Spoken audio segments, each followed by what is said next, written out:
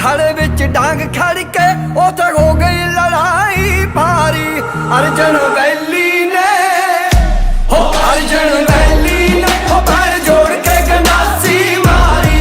अर्जन valley ने हो पैर जोड़ के गंडासी मारी।